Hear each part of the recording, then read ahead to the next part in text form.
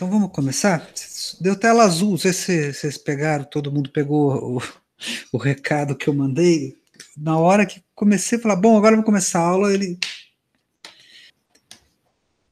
Tá aí. Povo, o seguinte. Eu vou dar essa aula simultaneamente é que eu estou colocando na internet a aula que apresenta a teoria que mostra as leis de Ampère e de Biot-Savart. As leis de Ampère e Biot-Savart são leis que relacionam, que permitem o cálculo do campo magnético. É assim,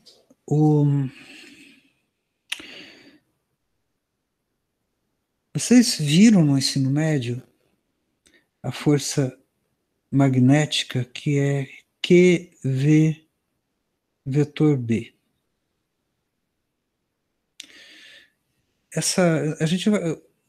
A aula do 5.2, ela começa a gente discutindo essa lei aqui e demonstrando que ela pode ser uma consequência da relatividade.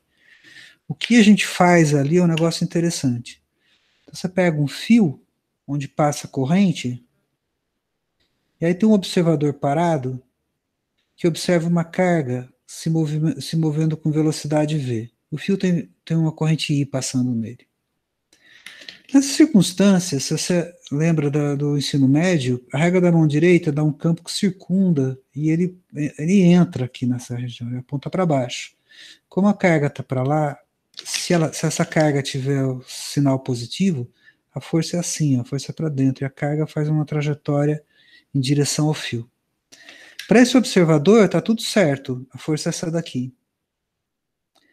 Agora, imagina que não é essa, que a situação física é a mesma, só que muda a posição do observador.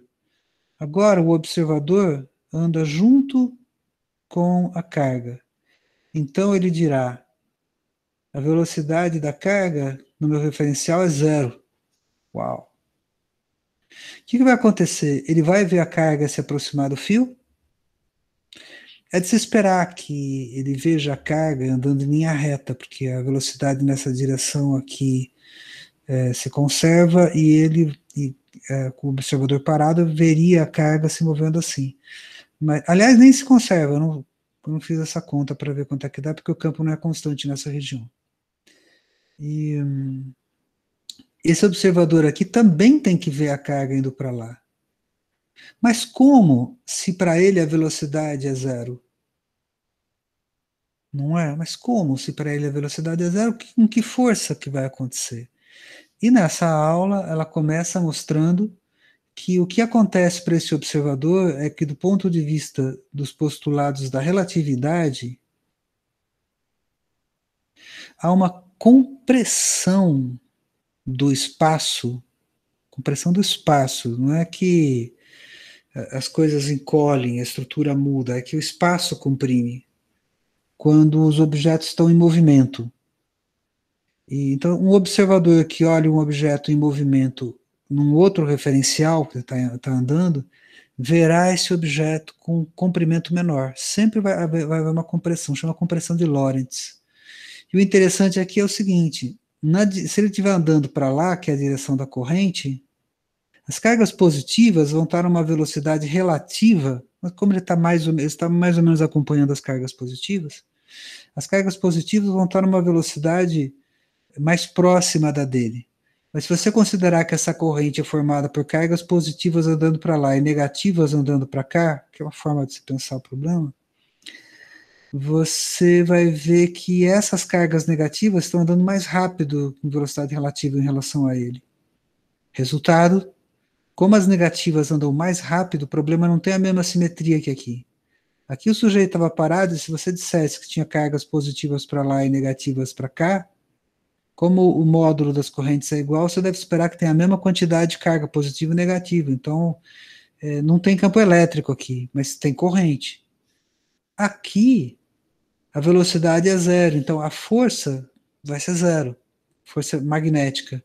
Mas o fato de você estar em movimento e as velocidades relativas das cargas serem diferentes para esse observador que se move junto com a carga, vai fazer com que, sendo as densidades diferentes, aparece um campo elétrico como se fosse o campo elétrico de um fio carregado. E fazendo as contas, a gente descobre que aparece um sinal de menos aqui, que empurra a carga na direção do fio. E aí o interessante é que esse observador vai dizer assim: sim, eu vejo a carga se aproximar do fio. E explico isso por causa da presença de um campo magnético, pois o meu fio é eletricamente neutro. O segundo observador, ele vai dizer: sim, também vejo a carga se movendo em direção ao fio. Nesse caso, eu não reconheço a força magnética, porque para mim a carga está parada, mas eu observo um campo elétrico. E aí você percebe a relação intrínseca que tem entre um e outro, e mais, a aula vai demonstrar que esse valor aqui, se você considerar que o B densidade, é duas vezes a densidade de carga, sim, porque tem carga indo para lá e carga indo para cá, então é duas vezes a densidade, né? Vezes a velocidade média das cargas, que dividido, que multiplica μ0, que é uma constante, dividido por 2πr. E B não, isso aqui é força magnética, desculpa. Isso aqui é força magnética, que multiplica a carga. Então, essa expressão dá esse valor, e esse valor aqui é igual a esse daqui. Não está aparecendo, mas lá na aula a gente mostra. Tá? Então, é assim que começa a aula. E depois a gente parte para fazer os cálculos de campo magnético. Então, vou mostrar para vocês como que é o campo magnético. O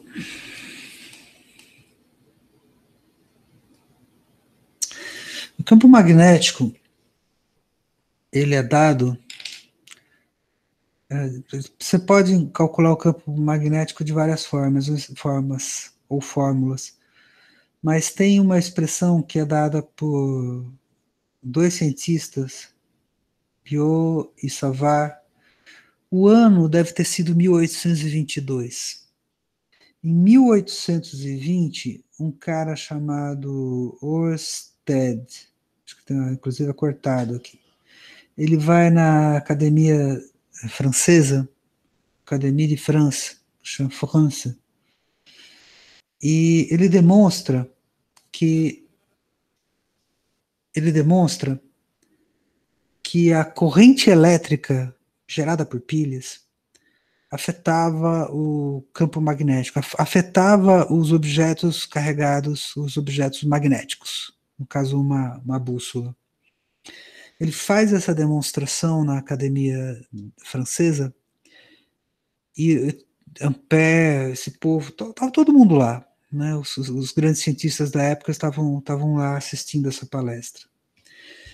E tem um relato de um livro de história da ciência que, depois dessa palestra, em prazo de semanas, o que me faz muito lembrar os dias de hoje, quando uma grande descoberta acontece. Todo mundo falava disso, e há registros de cartas de cientistas importantes da época contando essas coisas para outros cientistas, inclusive para gente da família que eventualmente também fosse cientista, sobre esse fenômeno relatado por Ørsted. Então, não demora muito, ainda na década de 1820, para que Biot e Savart formulem a expressão da lei que calcula o campo magnético. Essas coisas não tinham esse formato matemático, até porque os operadores de rotacional e essas coisas não eram, não eram conhecidos ainda. Então, a lei de Biot-Savart diz que a integral sobre a corrente dl vetor r menos r', dl' aqui, dividido por módulo de r menos r' ao cubo. Eu demonstro isso na aula 5.2, que está para subir. Eu faço uma demonstração, mas eu parto da ideia de que não existe carga magnética. Eu falo, ó, a gente nunca teve observação de carga magnética. Então, o divergente de B vai ser sempre zero. E isso faz eu supor que o meu B tenha um rotacional, diferente de zero. O rotacional de B é alguma coisa. E aí eu vou fazer a hipótese de que ele é igual a uma constante vezes a densidade de carga que nós falamos na última hora. Eu vou partir dessa relação aqui para derivar esta forma de cálculo do campo elétrico e uma outra forma que é a lei de Ampère. Lei de Ampère para o caso de correntes estacionárias. A lei de Ampère, ela se enuncia dessa forma aqui, ó. Rotacional de B igual a μ0 vezes J. E a outra forma de enunciar é através do teorema de Stokes. A gente demonstra que B escalar dl' é igual a corrente que passa dentro do seu caminho fechado, né? Dentro a corrente que atravessa esse caminho. A orientação da corrente e a orientação do caminho são dadas pela regra da mão direita, tá? Bom, o que nós temos lá deduzido no 5.2, mas o que a gente não tem lá são exemplos. Nós vamos chegar nessa expressão e vamos chegar nessa expressão aqui, tá? Essas duas expressões. A gente chega nessa também, chega nessa, e chega ainda na expressão do potencial vetor. Mas hoje o que eu quero fazer antes de mostrar conceitualmente o que essas expressões significam, quer dizer, os fundamentos, a construção delas, eu vou apresentar para vocês hoje as aplicações. E vou começar, vou deixar a fórmula aqui, né, para a gente poder ver. E vou começar com a lei de Ampère. Tá? Vamos dizer assim, com as aplicações tradicionais dela. Ela é um pouco a cara da lei de Gauss. Pessoal, se falhar som, se eu sair da tela, se o som estiver baixo, qualquer coisa do estilo, vocês me falam, tá? Eu não sei se o volume está bom o suficiente, porque aqui no meu ele está chegando perto de menos 40 dB. Eu posso aumentar se for o caso. Eu vou começar com a lei de Ampère. Isso aqui, ó.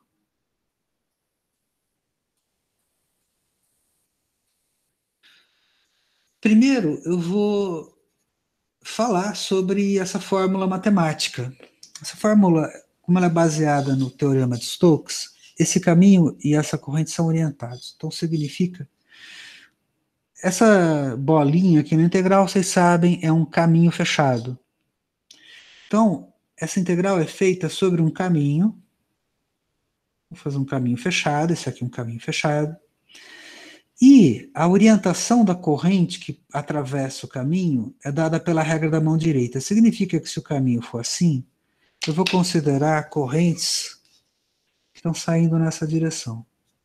Pensando, não, fazendo um desenho numa folha de papel, imaginando que ele é tridimensional. Se for assim, eu imagino que o sentido positivo da corrente é esse. Esse aqui é o sentido positivo. Como que isso se relaciona? Um caminho fechado, aqui na integral. Este é o caminho fechado. Ou este aqui. Ou qualquer coisa que seja um caminho. E não precisa ser plano. Ele é só fechado. Tá? Um caminho fechado. Vim aqui e deixar o chat aberto. Tá ok. Então, veja, por que eu estou falando isso é importante você usar a regra da mão direita aqui? Porque se você não acertar o sinal da corrente, se você não colocar o sinal correto da corrente, o valor de B está com o sinal invertido, tá? Porque B virando no sentido anti-horário é corrente saindo. B virando no sentido horário, a corrente está entrando, tá para baixo aqui. É isso, né? A regra da mão direita é isso aqui, né? Vocês estão vendo o meu dedão aqui em perspectiva. Eu vou resolver alguns problemas. O primeiro problema, o problema mais simples, é um fio conduzindo uma corrente I.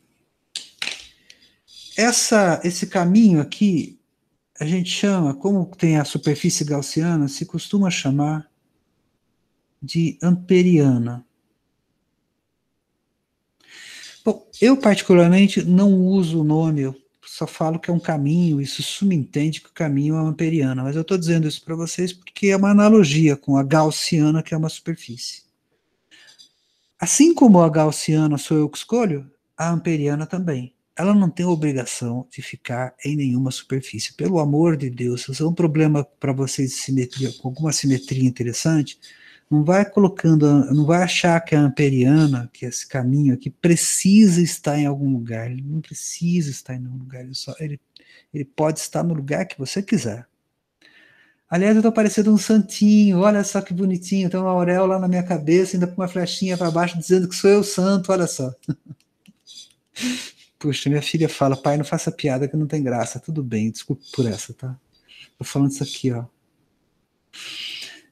Ok, eu vou escolher uma amperiana que seja razoável para mim para aplicar esta fórmula. O que ela diz? Que a integral de B sobre a amperiana dá a corrente que a atravessa. Assim como na lei de Gauss, todo o meu esforço, todo o meu objetivo é para tirar o B de dentro da integral. É isso que eu vou tentar fazer, vou tentar tirar o B de dentro da integral. Por isso, a lei de Ampère é muito legal, mas ela não tem assim uma aplicação fácil em todos os casos. Ela tem uma aplicação útil e fácil nos casos onde há simetria. Então, eu vou fazer o seguinte, o valor do campo magnético B, ele deve ser um valor, como fala,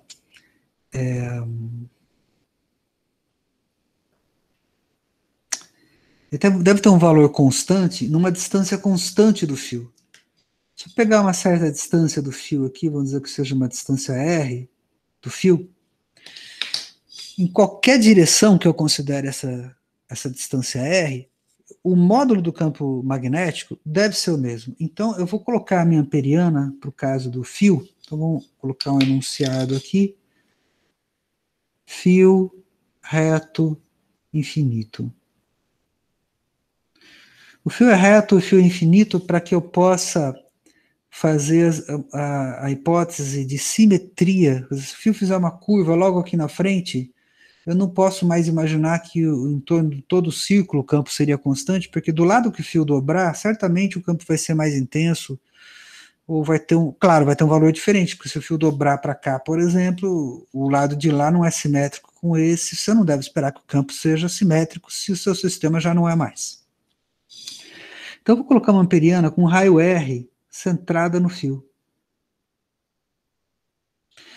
Bom, feito isso, o B escalar dl da minha integral da lei de Ampère sobre o circuito fechado vai ser uma integral de 0 a 2π.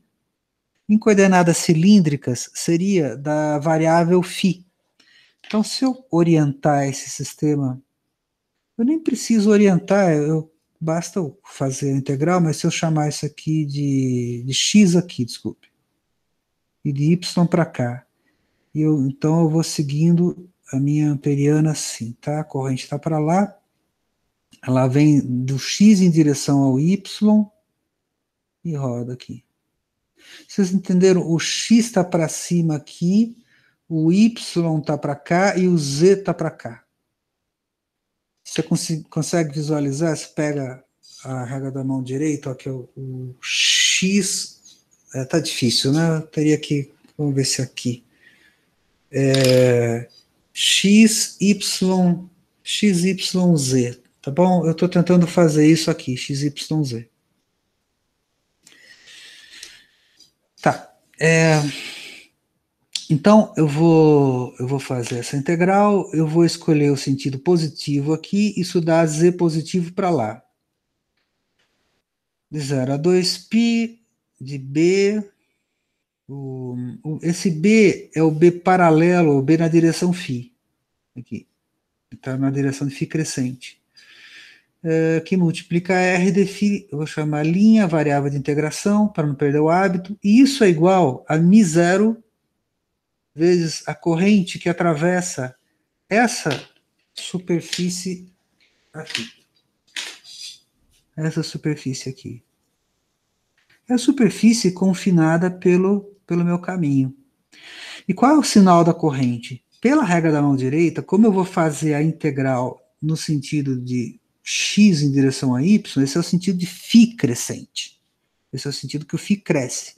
Como eu faço nesse sentido, a regra da mão direita me dá a direção do z positivo como a direção da corrente positiva. Como eu já desenhei a corrente indo para lá, aqui é mais, meu sinal é mais mesmo. Esse Bφ é constante, o R é constante e não está sendo integrado, quem está sendo integrado é o dφ, e isso aqui me dá Bφ, que multiplica 2π, e, portanto, o meu campo magnético, ele, na direção φ, ele é μ0i dividido por 2π. O campo magnético não tem componente radial, que se tivesse, ela teria que ser simétrica, e se tivesse componente radial, não é difícil você imaginar que o divergente não pode ser zero, porque, afinal, aqui, distância do fio, você deixaria de ter uma componente radial, apontando para dentro ou para fora. E se ela apontasse para dentro ou para fora, teria que apontar para dentro ou para fora ao longo de todo o círculo, porque isso é cilindricamente simétrico. Então, se aqui aponta para fora, aqui também. Se o fio é infinito, não há razão para que em 10 centímetros, em 2, ou em 1 centímetro, ou em 1 angstrom, a simetria deixe de existir, por um fio fino. Então, sendo o divergente igual a zero, por que eu estou falando isso? Porque se eu fizer uma integral de Gauss aqui, com o campo saindo, vai dar essa divergente de B veio do teorema de Gauss. Se eu faço uma integral do divergente de B no volume, isso aqui, e der diferente de zero, é porque o divergente de B não é zero, tá? Então, eu não tenho componente radial aqui. Eu só vou ter a componente φ mesmo. Então, o meu campo, finalmente, é isso aqui, ó. E eu vou dizer que é na direção φ porque eu integrei na direção φ. Oi. A cabeça. A cabeça. Cara, você não tem noção como eu perco gravação por causa da cabeça. Né? Como eu perco gravação por causa da cabeça. Obrigado. Eu que agradeço. Então, esse aqui é o campo de um fio. Fica fácil, tá? Porque agora você tem o fio, você sabe que o campo magnético vai ser dado exatamente pela regra da mão direita. Você pega a tua mão direita aqui, ó, e vê que o dedão tá lá, o campo faz assim, né? Ele gira em torno do fio usando a regra da mão direita, e o valor é proporcional à corrente. Acabou. Mais nada para dizer em relação a esse assunto, tá aí. Resolvido o problema de um fio. Pergunta: onde que eu coloco a amperiana?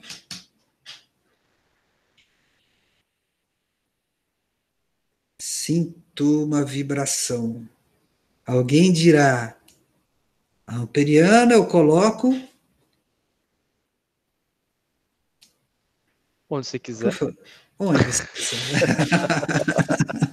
Do jeito que você quiser, onde você quiser. Você tem que fazer a integral. Você sempre vai escolher a mais simpática, né? Caso 2. Agora eu vou um pouquinho para frente, é bem parecido com esse, mas é um cabo coaxial.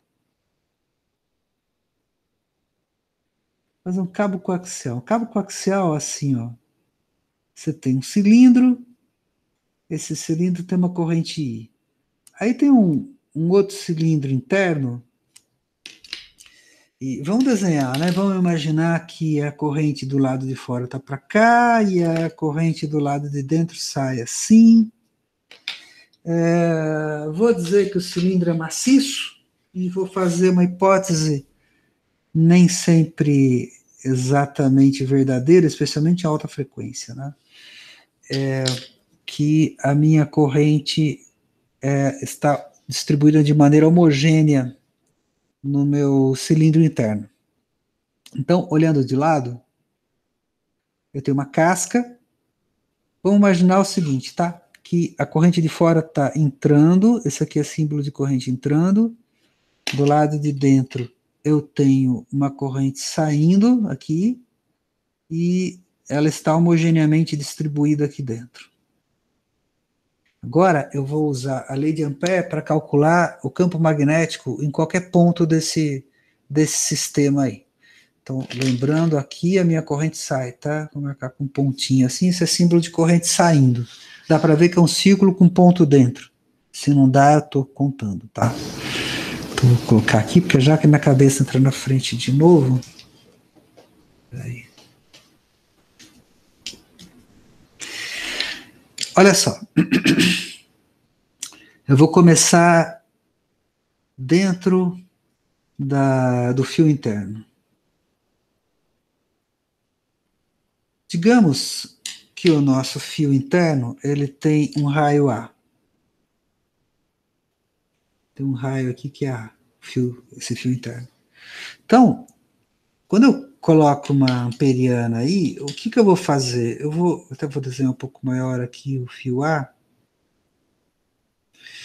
Eu vou fazer essa amperiana um círculo centrado na origem. Pelas mesmas razões de antes, eu devo supor que o meu campo magnético ele seja constante em cima dessa linha. E pelas mesmas razões que antes, eu vou dizer que ele está na direção φ. Eu vou dizer que ele está na direção φ, eu vou fazer o seguinte, olha só, a corrente aqui, ela está saindo. Então eu vou imaginar que a corrente aqui está saindo dentro dessa aqui é a parte interna do fio, né? Se eu imaginar que ela está saindo, pela regra da mão direita, o sentido positivo da circulação é esse aqui, ó. Em cima da amperiana. Então, eu vou circular assim, corrente saindo. A corrente que eu vou considerar pela lei de Ampère, que é essa aqui, ó. Integral de B escalar dl, que eu vou fazer pelo círculo, é M0 vezes a corrente que passa dentro da superfície. Então passando para cima aqui, isso vai me dar a fração, essa fração da corrente, bom, nem vou colocar igual, eu vou fazer a conta. Digamos que aqui eu tenho um raio R, que é o raio da amperiana, e A é o raio do fio. Aqui eu vou ter R ao quadrado dividido por A ao quadrado. Percebe? Eu fiz uma regra de 3 com a área. Eu estou supondo que, como a corrente é homogênea, eu estou supondo que a corrente é homogênea, e, portanto, a fração da corrente que circula dentro da minha amperiana é proporcional ao raio ao quadrado, já que a área πr ao quadrado. E dividida por A ao quadrado me dá a fração de corrente que circula dentro da amperiana. Tá claro?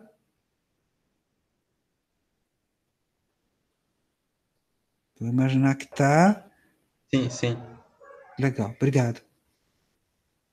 Agora, esse próximo passo aqui, eu estou fazendo a integração na direção de φ positivo.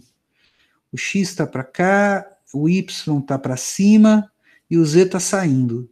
Tá? Esse é um sistema destrógero, lembra disso das primeiras aulas? XYZ. XYZ no sistema de coordenadas cartesianas tem que ser dado pela regra da mão direita. Se eu não usar a regra da mão direita para fazer um sistema destrógero, um sistema cartesiano, o que rola é o produto vetorial dá ao contrário. A propósito, o meu celular fica ligando toda hora quando eu estou gravando. Dependendo do que eu falo, a auxiliar de voz do Google entra e estraga a gravação. Comprei um celular novo semana retrasada, porque o meu caiu no chão, foi demolido. Ok, então fazemos aqui a integral de b escalar dl, que mais uma vez o meu dl, ele é r de filinha na direção φ. Quando eu faço essa integral, é uma integral de 0 a 2π. Isso dá para mim um bφ que multiplica 2πr, porque eu vou dar a volta. Isso dá o resultado da minha integral. Portanto, o campo magnético dentro da minha. O campo magnético dentro do meu condutor interno, ele é μ0 i r ao quadrado dividido por a ao quadrado e dividido também por 1 sobre 2πr. O quadrado corta com o r e é só isso que eu posso fazer. E aí eu vou ter μ0i que multiplica r dividido por 2πa ao quadrado. É isso mesmo. Essa é a expressão que eu tenho. Pelas mesmas razões de antes, considerando que eu integrei na direção do φ e que não há componente radial, eu posso tirar daqui e com minha cabeça na frente talvez dê problema, que dá para escrever aqui embaixo, que o meu B vetorial é igual a μ0ir dividido por 2πa ao quadrado e φ. Tá. Esse é o meu campo magnético dentro do fio. Agora eu tenho um espaço de cima aqui para resolver o problema entre um fio e outro.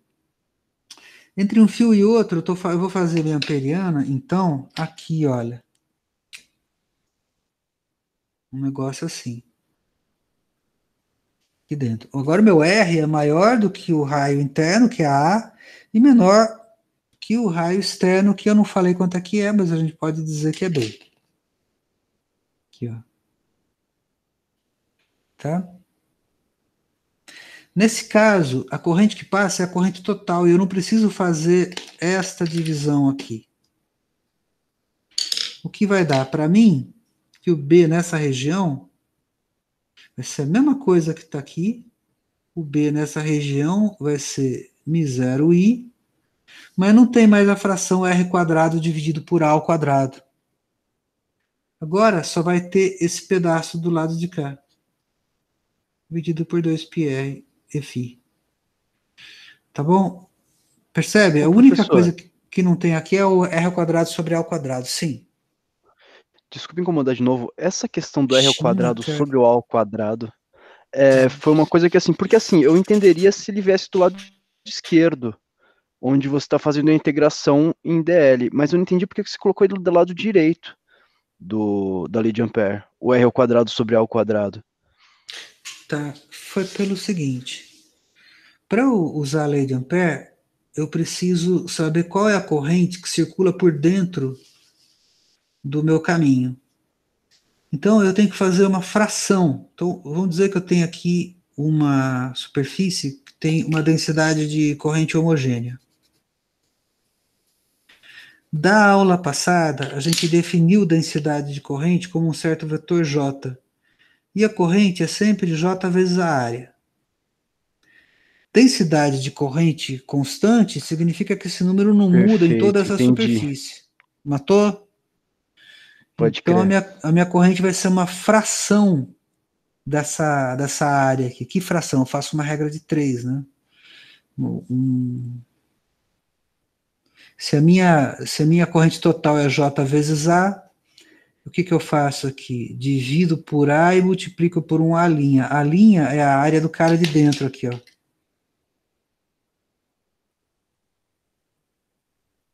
É porque J vezes A é a corrente, tá?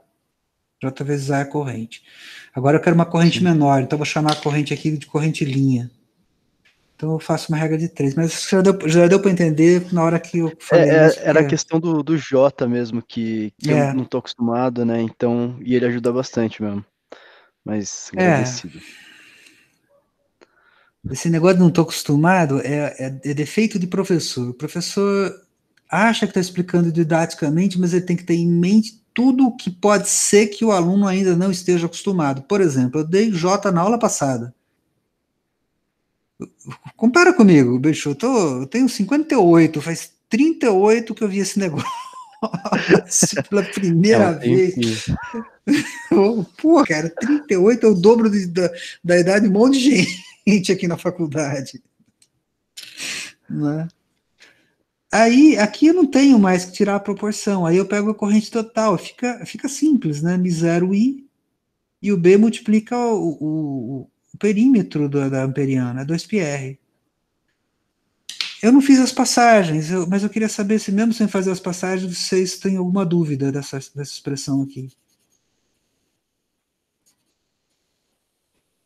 Se está claro? Essa expressão aqui, olha, é para um R que é maior que A, mas ele é menor que o raio externo.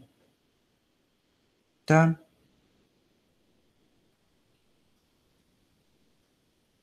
Tá bom.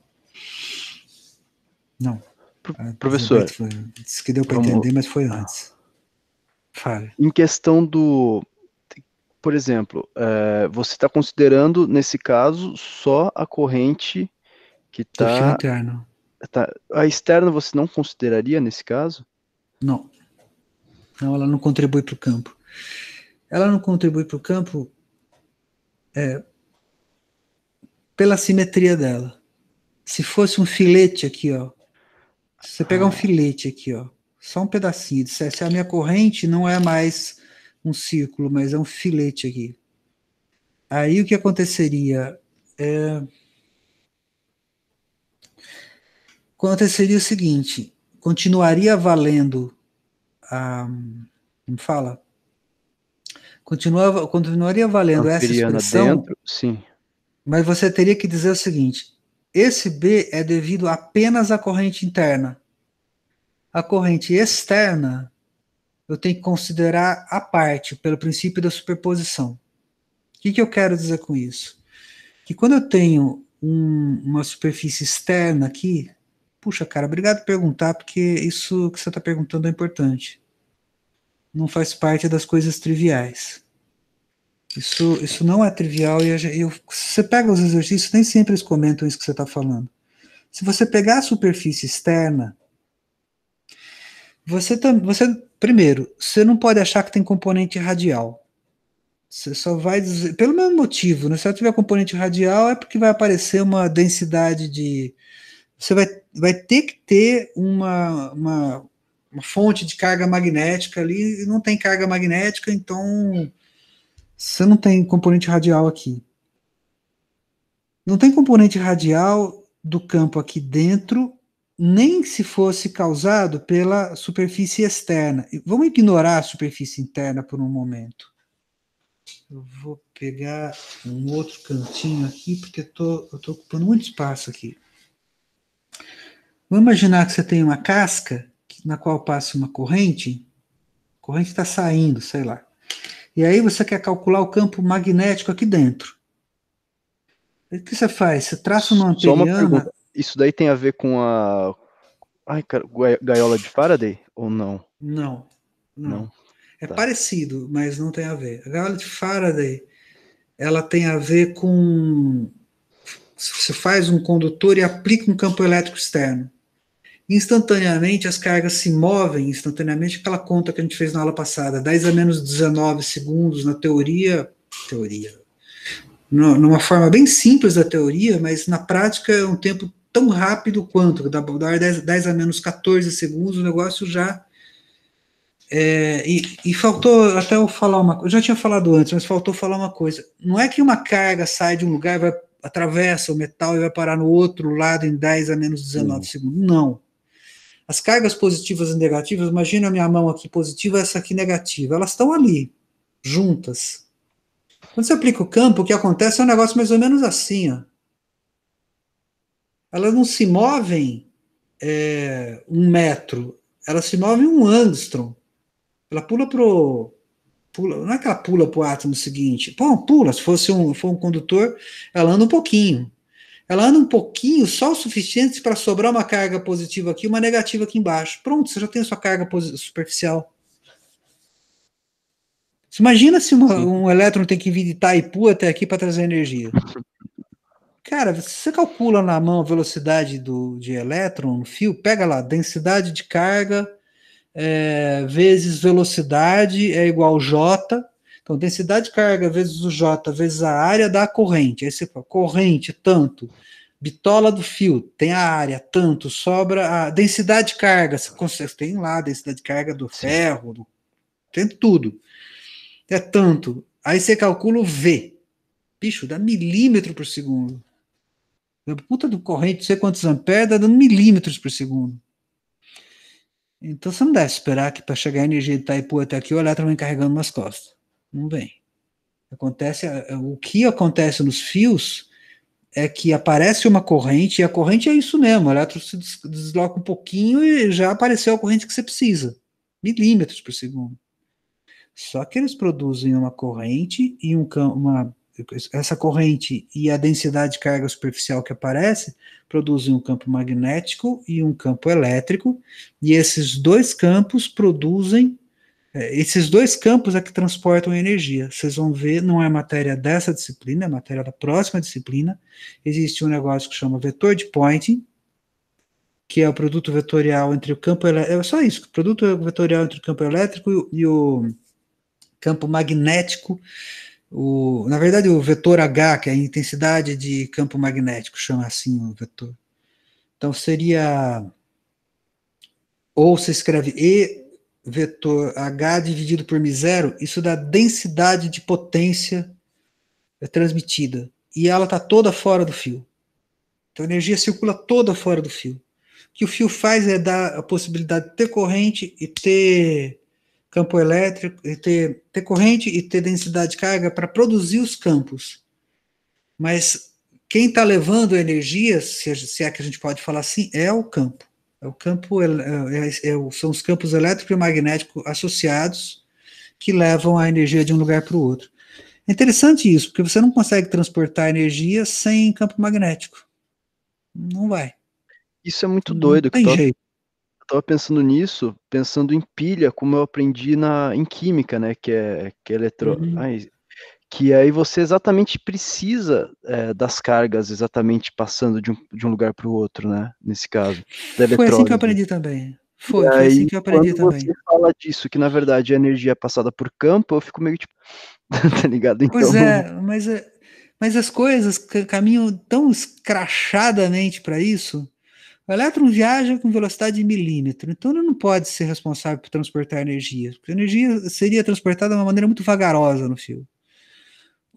Aí a gente lembra daquela expressão que a gente deduziu pro campo elétrico? Campo elétrico ao quadrado dividido por 2ε0 é a densidade de campo, a densidade de energia. Aí você integra da energia total do sistema. Como é que a gente chega na conclusão de que quem carrega energia é o campo? Você pega uma superfície fechada com uma certa densidade de campo elétrico e de campo magnético. E aí você calcula qual é a energia desse sistema, aqui dentro, fechada. E aí dá uma componente, dá uma componente que é E vetor B dividido por μ0, que se você faz o cálculo da energia dentro desse volume, a integral de E ao quadrado e de B ao quadrado. B ao quadrado, por acaso, também dá a densidade de energia magnética. O resultado é o seguinte: tem uma quantidade de energia, você tira a derivada e você pergunta quanto varia essa energia. O resultado é uma integral de superfície desse valor aqui. Significa que se a derivada da energia dentro disso aqui é igual à integral desse cara aqui na superfície, apontando para fora da superfície, isso aqui é uma densidade diária da potência que está saindo, que é a taxa de variação da energia. Então, esse cara aqui é o vetor de Poynting. Isso a gente demonstra. A integral dele é quanta energia sai desse sistema. Como fala, quanta energia em função do tempo. É a taxa de decréscimo de energia, taxa temporal de decréscimo de energia. E isso seria exatamente você fazer você calcula a energia e deriva no tempo, assim. Dá esse valor aqui.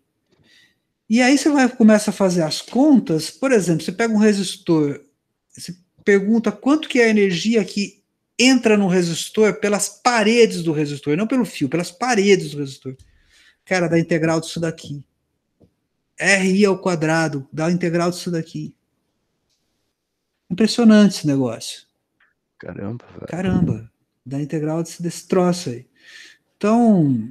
Professor, aí mais uma coisa, porque você está falando desse fato e eu comecei a trabalhar com transformador de potência, né? E estou estudando para conseguir, sei lá, me conseguir entender tudo que está acontecendo lá com a parte de ensaio, né? De transformador. E aí uma das coisas que eu olhei e falei é a parte das correntes parasitas que tem dentro do ferro.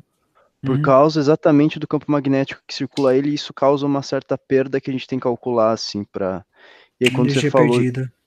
e aí quando você falou disso de campo, é exatamente o que acontece. E eu queria saber também se vai falar sobre esterese também, ou não dá muito no escopo, porque Tá no eu tava escopo, mas não dá para, assim, tem um tópico sobre materiais magnéticos, mas a gente fala de esterese assim só por cima, né? só por cima, você não entra Pode crer. você não é dessa disciplina você falar nesse assunto assim com profundidade. Aqui é mais importante você conhecer os conceitos gerais. Pode Então, crer. esterese já é muito assim material ferromagnético. Mas não tem muita coisa, assim, eu vou falar, mas não tem muita É só profundidade. Eu vou pela falar dos ques- domínios, de umas coisas assim, que é a explicação conceitual da esterese.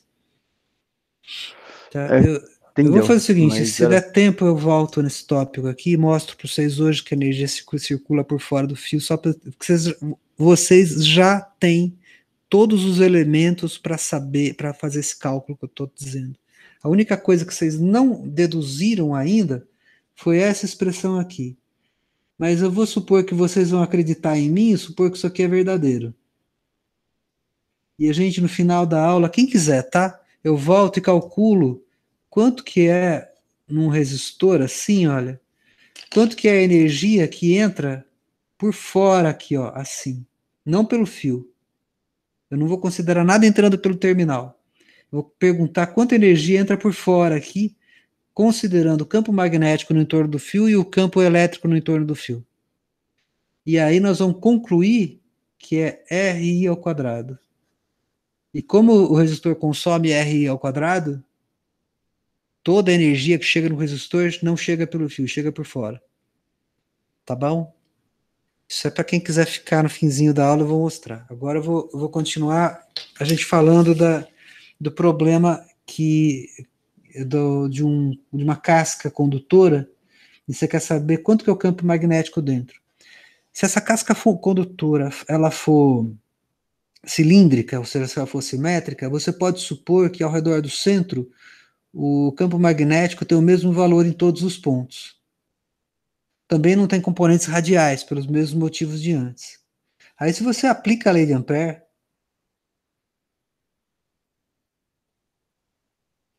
integral sobre o caminho fechado de B escalar dl m zero. O dl, né, o vetorzinho apontando sempre o radial paralelo à amperiana, a integral de caminho, né? Como não passa corrente nenhuma aqui dentro, eu fiz ele oco, tá? Não tem nada. Eu estou considerando só a casca externa. A casca externa não contribui para a corrente I que está passando aqui, porque essa corrente I é a corrente de dentro aqui. Então, como ela não contribui, a única solução possível aqui é zero, porque esse cara aqui é zero e porque essa corrente aqui é zero. Essa corrente, a corrente passa dentro desse espaço amarelo, então não contribui, só considera a contribuição do fio de dentro. Tá bom? Mas o fio de fora ele é importante também. E a importância dele é a gente vê na última parte, quando a gente calcula o campo externo. Voltamos aqui, olha, onde a gente estava. Então, entre um fio e outro, a gente tem, mais uma vez, essa corrente aqui é só a corrente do fio interno. Quando a gente vai para o lado externo do arranjo, ou seja, se a gente vem... Vou pegar até um lápis de cor para desenhar. Se a gente vem aqui, ó, e faz uma amperiana do lado de fora do sistema. Como tem uma corrente que entra e uma corrente que sai, a corrente total dá zero. Então, fora do fio, o campo é zero. É R maior que B, né? Uma região maior que B. Note o seguinte, eu fiz um comentário agora de pouco que a densidade de energia magnética é proporcional ao campo magnético ao quadrado, ao módulo de B ao quadrado. Se você não tem um sistema com correntes equilibradas, você vai ter que encher esse espaço aqui de energia. E isso é a notícia ruim dessa história aí. Não, ele não dá infinito, porque não fala, o raio não é zero. Então você vai ter que encher de qualquer forma, você vai ter que gastar mais, você vai ter que encher o espaço até infinito de energia, vai gastar muita energia. Então, digamos que energeticamente é mais caro você colocar corrente desbalanceada. Corrente desbalanceada tem outros tipos de fenômeno que tem mais a ver com a lei de Faraday. Por isso que a gente coloca um negócio que chama balloon.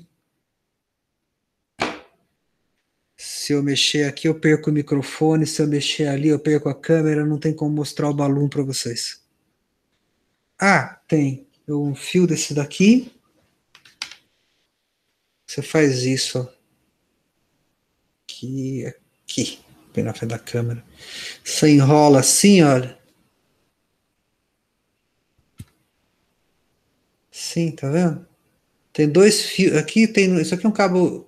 Deve ser um cabo multivias. Se fosse um cabo coaxial com duas vias, só esse arranjo aqui causa uma indutância mútua que entre duas, uma indutância mútua que significa uma impedância alta para correntes que circulam no mesmo sentido. Às vezes é muito ruim dois fios que foram projetados para ter correntes em sentidos opostos não terem correntes com módulos iguais em sentidos opostos. Por exemplo, quando você tem um aterramento que passa por um outro caminho e está passando uma baita de um campo magnético aqui. Se esse campo magnético variar no tempo, ele produz, como os geradores de hidrelétrica fazem, ele vai produzir uma força eletromotriz. Isso vai fazer com que, se tivesse o terceiro caminho, a corrente que entra não precisa ser igual à corrente que sai, pode ser diferente. Aí você põe um balão aqui, que vai apresentar pela forma como está montado, ele apresenta uma indutância mútua alta para correntes que circulam no mesmo sentido, mas apresenta uma impedância baixa para correntes que circulam no sentido oposto. Então ele deixa passar correntes iguais em sentidos opostos, mas qualquer desbalanceamento que pode ser interpretado como uma componente que vai num sentido só, dá para fazer matematicamente isso, ele apresenta uma impedância alta. É por isso que a gente põe esse tipo de ferrite em coisas como câmeras, tá vendo? Olha a ferrite aqui. É para segurar esse tipo de corrente, que pode vir por um outro caminho que você não está esperando, e aí... Tá bom, vamos fazer mais exemplos de lei de Ampère? Quem tiver interesse em saber mais sobre esse negócio, que chama balloon, tá certo que tem professor que usa isso com muito mais propriedade que eu aqui na faculdade, tipo Leandro, tipo Fabiano, tipo Leandro Maneira que eu tô falando, tipo Antenor, tem uns caras aqui de eletrônica na faculdade, mas o professor aqui, o negócio meu é eletromagnetismo, então eu tô ali, por ali, né? Tô na região. Ok. Agora, eu queria fazer um exemplo para vocês, que é também um exemplo bem clássico do uso da lei de Ampère. e requer um pouco mais de argumentação. Imagina um solenoide. O que é um solenoide? Você pega uma barra, que pode ser uma ferrite, ou pode ser vácuo, e você enrola um fio, N voltas, vira, vira, vira, vira, e sai o fio para fora. Então, vou desenhar de lado aqui um corte lateral. Isso aqui seriam os fios cortados do meu solenoide. E aí, ele tem o lado de baixo aqui, olhando o solenoide, digamos, em perspectiva, seria um negócio assim, né? Seria um cilindro e os fios enrolados aqui. Claro que você capricharia muito mais para enrolar do que o professor fez aqui. Um cilindro e aqui o fio enrolado. Assim. Então, esse aqui é um corte, você está vendo de lado. Digamos que esteja passando uma corrente que ela sai por cima e entra por baixo, ela dá volta assim aqui. Como que eu uso a lei de Ampère aqui? Aqui nós vamos ter que fazer uma consideração que é uma aproximação para usar, porque o sistema ele não tem uma simetria que a gente possa explorar com tanta segurança quanto as outras que a gente fez agora. Aqui nós vamos ter que dizer o seguinte, que o fato da gente ter o divergente de B igual a zero significa que não existe carga magnética. Tá? Não existe essa história de carga magnética. O interessante é que não existe nada que prove que ela seja impossível. Isso não tem também, mas não foi observado experimentalmente carga magnética. Até hoje, quando se fala de carga magnética, se fala de alguma modificação matemática, mas não de uma partícula carregada magneticamente com um monopolo magnético, como se fosse uma carga positiva ou negativa magnética. O elétron, por exemplo, tem o spin, mas um spin não é uma carga magnética. Um spin é como se fosse um dipolo. Sabe o dipolo? As linhas de campo saem de um lado e vêm para o outro.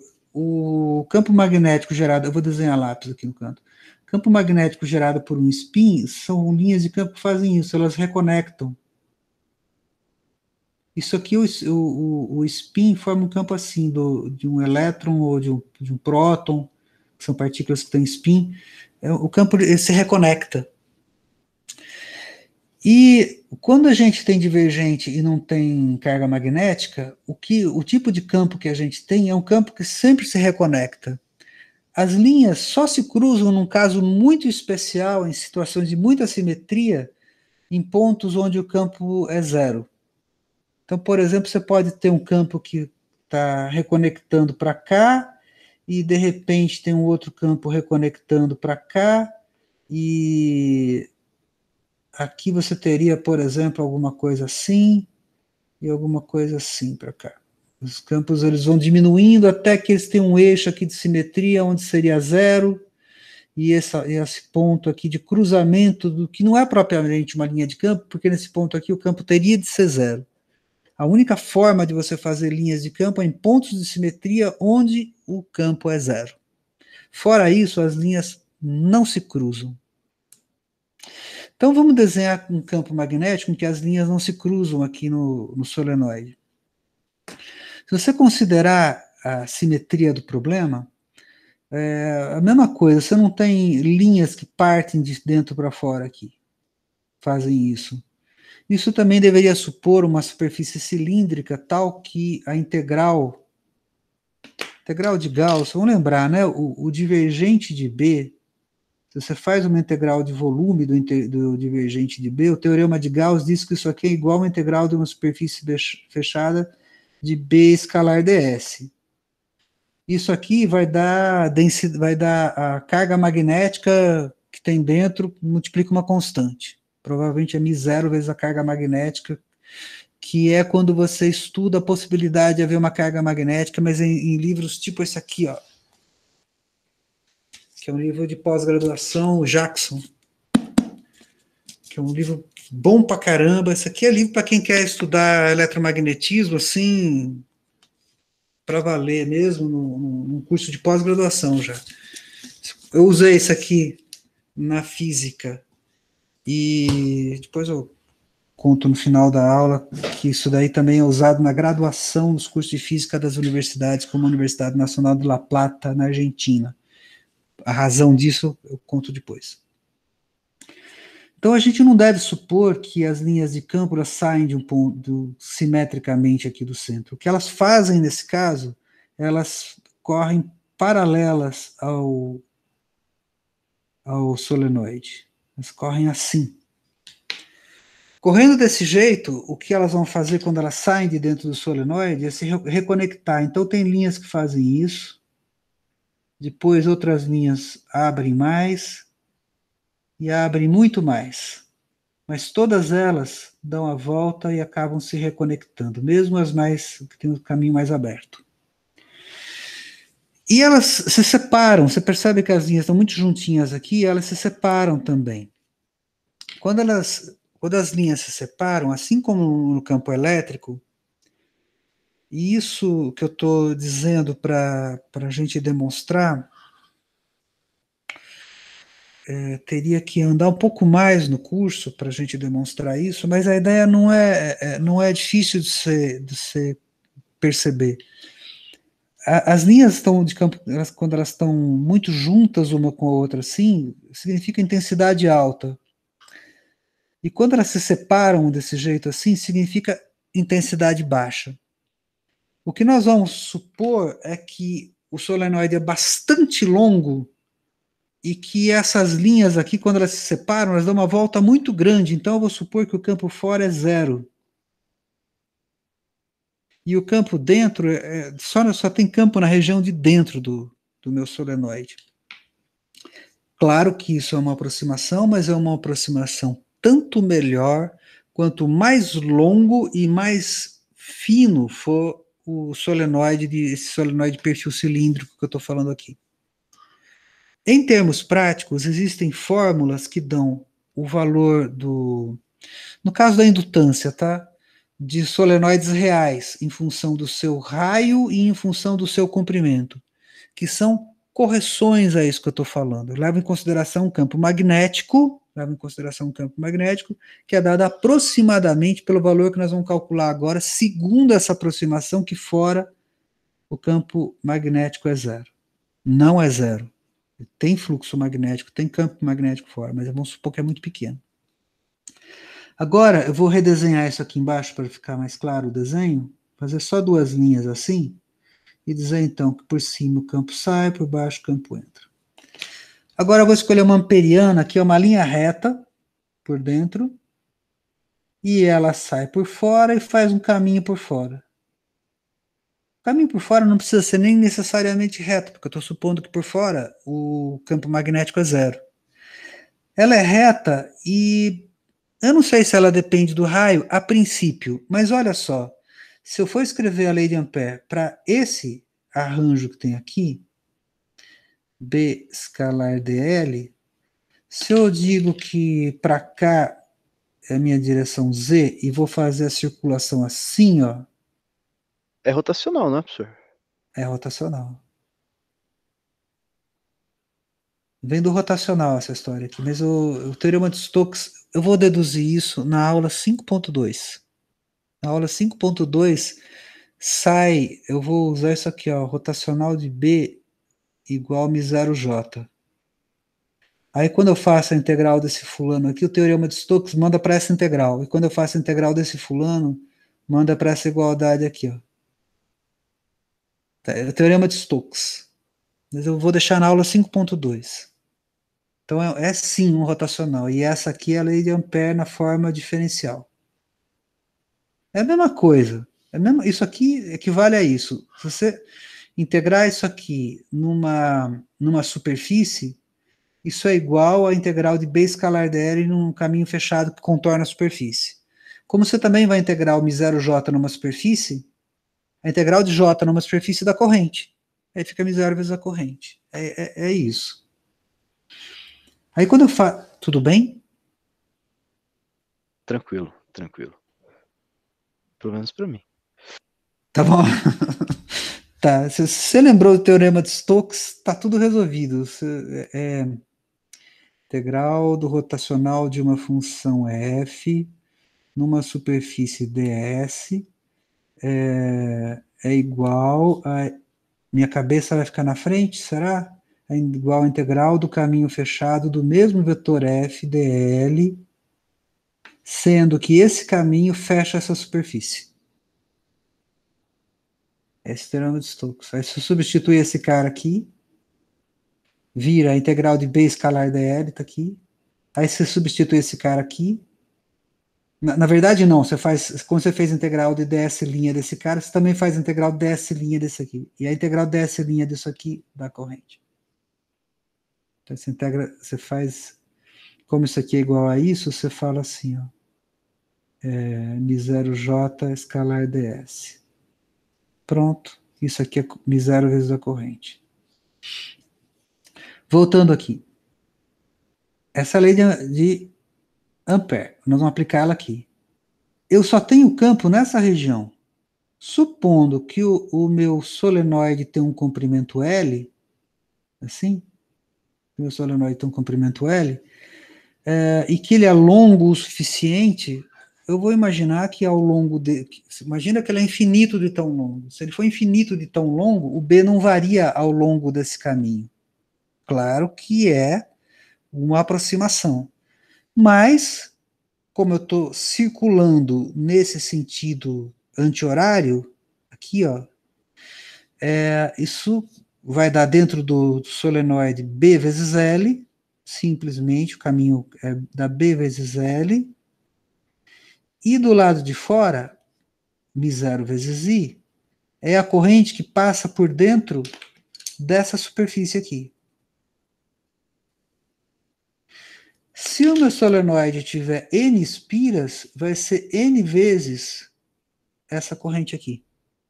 Tá? Como a minha corrente está subindo e eu estou circulando no sentido anti-horário, eu não preciso trocar nenhum sinal, porque para mim, sentido positivo de circulação anti-horária é saindo do papel. Então, é aí que eu uso. Por exemplo, eu posso calcular esse mesmo fio aqui, circulando não no sentido anti-horário, mas circulando no sentido horário, usando a superfície de baixo aqui, ó. Essa aqui. Tem que dar o mesmo resultado. O mesmo resultado. Quando eu faço por aqui, olha, dá também B vezes L. Só que eu estou circulando isso aqui no sentido horário agora, e para mim, no sentido horário, usando a regra da mão direita, sentido positivo é para baixo. Só que, olha, aqui nessa outra, a minha corrente está para baixo. A corrente sai desse e entra nesse. Como ela está para baixo, ela está de acordo com o sentido positivo da regra da mão direita. Então, novamente, eu não preciso colocar sinal nenhum aqui. Igualzinho. E logo, né, desses dois resultados aqui, tanto faz, eu tenho B igual μ0i vezes n dividido por L. Vamos colocar um vetor nessa história. Para que lado aponta o vetor? Se eu estou dizendo que o sentido do Z é esse aqui, ó, Z é positivo para lá, isso aqui vai dar EZ aqui, o vetor para cá. Mas aí eu tenho que considerar um solenoide alinhado com o eixo Z, tal que a corrente está fazendo uma circulação que sai daqui e vem para cá. Se eu usar um sistema destrógeno e falar que isso aqui é Z, a minha circulação para cá significa que a corrente vem do X para o Y. Tá vendo? A corrente vem de X para o Y. Sistema destrógeno, Z está para lá, sentido positivo de circulação. Beleza? Fizemos solenoide? Tá. Eu vou agora, ao invés de continuar fazendo... Tem o toroide, que ele é muito parecido com todos esses que eu fiz agora. O toroide, na verdade, é um solenoide dobrado. E dá o mesmo resultado. μ0i vezes NE, em vez de EZ aqui, dá na direção Eφ. Então, eu não vou fazer... O toroide é isso aqui, ó. Imagina que tem um fio enrolado aqui. Você faz uma circulação assim dentro dele. Dá também. É legal vocês fazerem exercício assim. Agora eu vou fazer da lei de Biot-Savart. Lei de Biot-Savart. Lei de Biot-Savart, nós vamos começar com o exemplo do fio. Mais uma vez. O fio, a gente acabou de fazer pela lei de Ampère, a gente viu que dá a volta tem 2πr, a circulação, então fica B que multiplica 2πr igual a μ0i, só que em vez de escrever 2πr aqui, põe embaixo já. Tem que dar esse resultado. E se a corrente for para lá, tá, essa aqui for a direção Z, a corrente for para lá, isso aqui tem que dar na direção φ. Vamos ver. Fazemos assim, olha. Para resolvendo a segunda lei de Biot-Savart, é melhor você montar o sistema de coordenadas aqui inteiro para ficar mais fácil da gente entender. Então, x, y, z. X, y e o z está para cá. Sistema é destrógiro, tá? X, y, z. Assim, ó, x para cima, y para cá, z para lá. E eu vou colocar um ponto em cima do eixo y aqui. Esse ponto aqui é onde eu quero calcular o campo magnético devido a essa corrente. Lei de Biot-Savart é isso aqui, olha. B é igual a μ0 sobre 4π, a integral, no caso de eu ter uma corrente, caminho fechado, a corrente fica do lado de fora, dl', vetor r menos r', isso aqui tem uma cara de mal que é um negócio, né? Assim, dividido por módulo de r menos r' ao cubo. Tá aí. Tá bom, para mim, R é a posição aqui em cima do eixo Y. Então eu vou dizer que R para mim é D. D não é uma boa variável para usar, que vai aparecer um diferencial, né? Não, eu vou deixar R mesmo. Deixar R que multiplica EY. Eu vou resolver na direção Y, depois eu generalizo isso. E o meu dl', meu R', ele é igual a Z' na direção EZ. Que mais que eu tenho? O dl' que aparece lá vai ser a dz', que multiplica, é vetor, né? Que multiplica EZ. Tá todo mundo aí. Agora eu vou escrever montar esse valor, a lei de Biot-Savart. B é igual a μ0 sobre 4π, integral sobre o caminho fechado. O problema do caminho fechado aqui é que se o fio é infinito, vem de menos infinito até mais infinito, eu posso imaginar que ele dá a volta pelo infinito. Ele está muito longe e eu vou desprezar esse resultado e vou considerar só o segmento que vai de menos infinito a mais infinito nessa reta que está próxima desse ponto. Então fica de menos infinito até mais infinito. Então dá a volta aqui, mas eu não vou considerar esse pedaço, vou considerar só esse daqui. Multiplica a corrente. O meu dl' é dz', produto vetorial do EZ com quem? Com o R. O R é R e Y. Menos o R', que é Z', EZ. Isso tudo dividido por R ao quadrado mais Z' ao quadrado elevado a 3 meios. Vamos lembrar? São dois vetores perpendiculares. Um está à distância R, ao outro está à distância Z, portanto a distância entre um e outro aqui é a raiz quadrada do triângulo retângulo formado por R e Z. Os dois ao quadrado. Como está elevado ao cubo essa distância, aparece 3 meios aqui. Bacana? É por isso. Está aqui montado o meu problema. A primeira coisa que a gente repara é o seguinte, é o produto vetorial com EY, um produto vetorial com EZ. Produto vetorial de dois vetores alinhados dá zero. Então esse cara aqui já some. Graças a Deus, um cara a menos para integrar. Produto vetorial de EZ com EY num sistema destrógero XYZ está na ordem inversa. Se fosse ZY, EY, EZ dava EX. Mas como é EZ e Y, dá menos EX. Faz com os dedos o que você acha. Então, aqui nós vamos ter um resultado que é na direção EX. E menos EX, para ser mais exato. μ0i menos μ0i sobre 4π EX. Tá assim. Tá aqui. EX, menos EX está para baixo aqui, ó.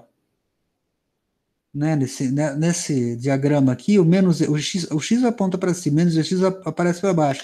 Então, já vê que está certo. Se você aplica a regra da mão direita aqui nesse fio, você já percebe que o campo magnético está descendo aqui. Esse menos X está certinho. Você já sabe que, pô, legal, já comecei bem, que eu já acertei a direção do campo. Agora você integra de menos infinito até mais infinito, como diria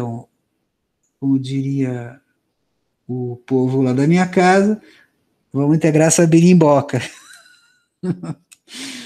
Tem o R multiplicando aqui, olha, esse R aqui, embaixo aparece R ao quadrado, mais Z' ao quadrado, eu vou tirar o R ao quadrado para fora, R ao quadrado elevado a 3/2 dá R ao cubo. Quando eu faço isso, do lado de dentro fica 1, e aqui no Z' fica Z' sobre R. Cabeça, professor. R quadrado elevado a 3/2. Deixa eu ver se eu fiz tudo certo. Tem esse R. R ao cubo aqui. Parece que está certo. Tá bom.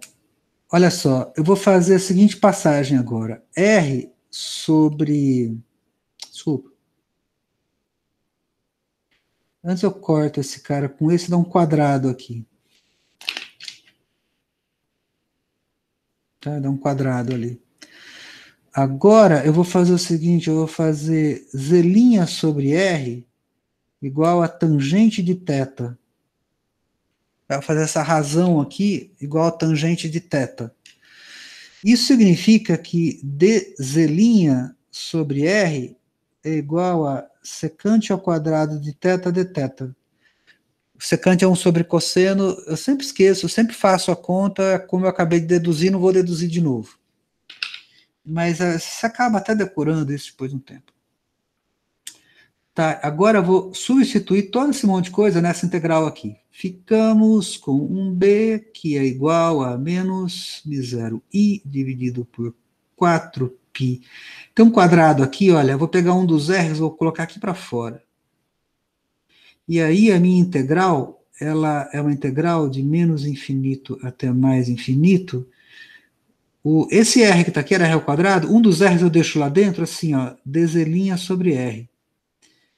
Fica 1 Z' sobre R ao quadrado elevado a 3/2. Então você vê que aqui aparece o dZ' sobre R, que é secante ao quadrado de θ, e aqui aparece o Z' sobre R, que é a tangente de θ. E vai o professor fazendo conta. Menos μ0i dividido por 4πr, EX, vetor. Agora, quando eu faço a substituição, menos infinito para tangente de θ é um θ que vale menos π sobre 2. E mais infinito é um θ que vale π sobre 2. Então, aqui em cima fica secante ao quadrado de θ dθ, dividido embaixo, que é 1 menos tangente ao quadrado de θ. E aí eu vou escrever aqui do lado que 1 menos tangente ao quadrado de θ, por acaso, é secante ao quadrado de θ. Então, o mundo conspira a nosso favor e eu entro aqui embaixo com uma secante ao cubo de θ. Só que como secante é 1 sobre cosseno, quando eu corto e corto isso aqui, fica 1 sobre... Isso aqui de baixo sobra 1 sobre secante, mas 1 sobre secante é cosseno. Então, essa integral é a integral do cosseno. Cosseno de θ de menos π sobre 2 até mais π sobre 2. Então, eu fico com menos μ0i dividido por 4πr e x integral do cosseno de θ de θ. De menos π sobre 2 a mais π sobre 2, que dá 2. E aí, o meu valor de B fica, tudo isso aqui que multiplica 2, fica menos μ0i e x dividido por 2πr. E aí, olha, eu vou voltar aqui no meu fio para perceber o seguinte. Se eu usar o sistema de coordenadas cilíndricas, eu tenho, pegando a direção aqui uma direção arbitrária aqui, né? Esse cara aqui seria erro. E o Eφ aponta na direção crescente do ângulo. Então, o meu Eφ seria nessa direção aqui, ó. Particularmente, quando eu faço o erro considerar com o eixo Y, que foi onde eu coloquei o meu ponto, eu tenho o erro para cá e o Eφ para baixo. Assim, aqui. Então, o caso geral, generalizando, agora eu não considero mais a direção Y, mas uma direção arbitrária no espaço, uma direção erro no espaço, esse campo magnético fica escrito como sendo B igual a μ0i dividido por 2πr. O sinal de menos eu estou considerando que é essa direção para baixo, que é a direção do Eφ. Direção Eφ já é a direção menos x. Então fica Eφ aqui. E olha que bonitinho, né? Eu acho tão bonitinho isso. Esse resultado foi aqui, ó, que a gente falou bem no comecinho. Você vai dizer, né, professor, lei de Ampère calcula muito mais fácil isso, é bacana, só que a lei de Ampère serve para você calcular para um fio infinito. A lei de Biot-Savart serve para você calcular para um segmento de fio. Então, em vez de fazer a integral de menos infinito até mais infinito aqui, eu poderia ter feito essa integral, por exemplo, de menos d até mais d aqui. E os meus limites de integração, quando eu faço aqui essa passagem, que fica de menos π sobre 2 até mais π sobre 2, por causa dessa relação, ficaria a integral de, não z' lá no infinito, mas ficaria de, sei lá, menos d sobre r até mais d sobre r. E aí meu θ, em vez de ser menos π sobre 2 até mais π sobre 2, seria arco tangente de d sobre r, ou de menos arco tangente de d sobre r até mais arco tangente de d sobre r. Eu conseguiria resolver para um problema que é o problema de um segmento de fio. Dá para fazer, por exemplo, para 4 segmentos curtos assim. Por exemplo. Tá? Quero fazer mais um exemplo aqui para vocês, o último, prometo que daí tá bom. É um exercício resolvido que está no... Isso tudo, gente, é o capítulo 5 do livro do Griffiths, tá bom? Vocês vão lá no capítulo 5, que é a matéria que eu estou dando aqui, tá tudo lá no capítulo 5 do livro do Griffiths. Ele dá um problema assim, olha. Deixa eu ver aqui como é que é o enunciado. Tá, o problema dele é desse jeito aqui. Ele pega...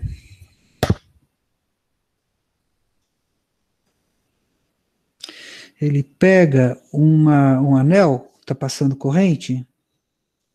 Está dando para ver lá, né? Um anel que está passando corrente assim. Digamos que a corrente está aqui.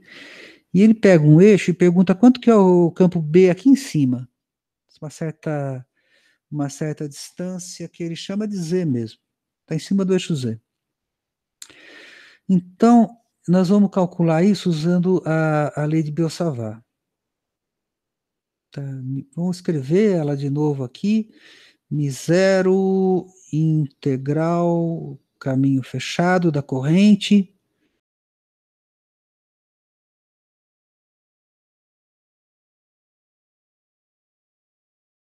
de I dl' vetor R menos R' dividido por módulo de R menos R' ao cubo.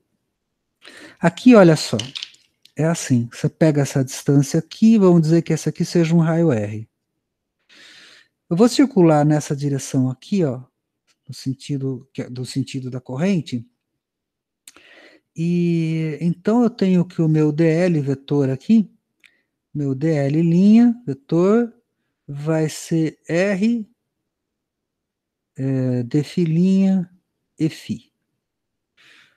Num ponto aqui em cima, desse jeito, o meu vetor R, que é esse cara que aparece aqui, vai ser simplesmente o EZ que multiplicar essa. Ah, desculpe, a distância Z, que é daqui até esse ponto aqui em cima. Aqui embaixo temos esse, e o meu vetor aqui que dá a posição da carga, que é o R', o R' é a posição da carga. Eu tenho um R' vetor que é R e R assim. Bacana. Vamos montar a lei de Ampère agora. Ficamos com μ0i dividido por... não tem dividido por nada.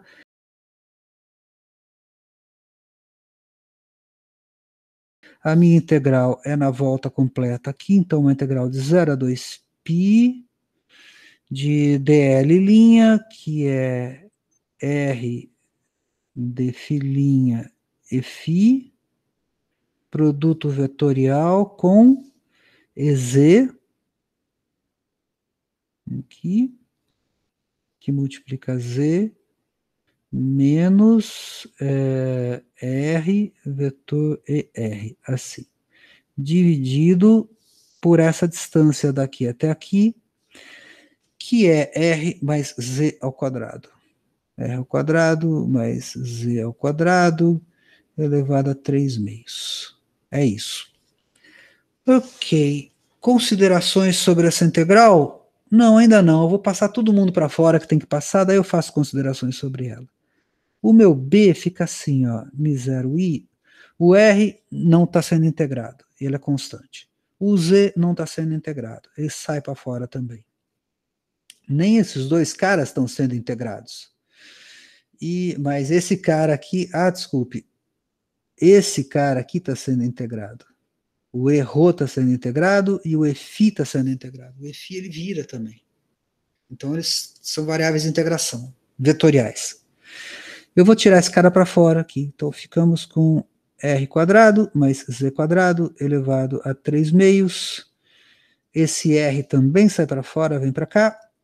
E eu fico com essa integral aqui, ó, 0 a 2π de dφ e φ, produto vetorial com EZ que multiplica Z menos R que multiplica ERO, assim. Olha só, o produto vetorial de φ com Z, ele dá... o produto vetorial de φ com Z dá ERO.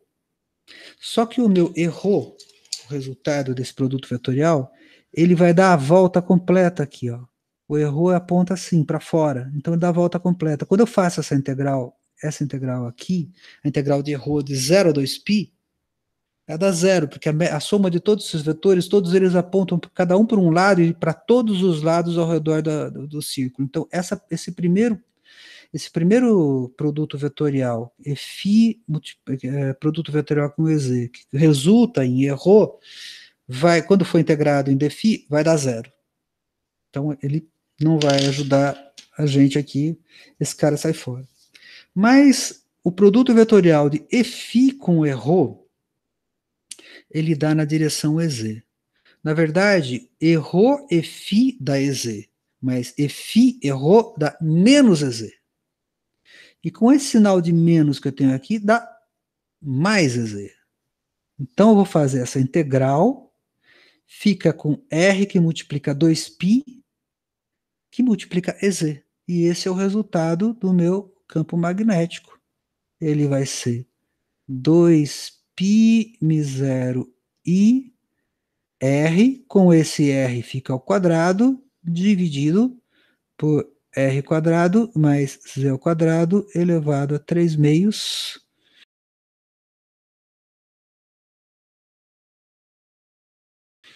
que multiplica EZ. E este é o resultado da aplicação da lei de Biot-Savart para o campo magnético aqui. São 8 horas e 42 minutos. Queria saber se vocês têm alguma dúvida, que se deu para entender bem, se como é que foi. Eu deixei para o final a gente falar da demonstração do resistor, usando a nossa expressão para o vetor de Poynting. Queria saber se vocês têm alguma dúvida da matéria mesmo que eu apresentei.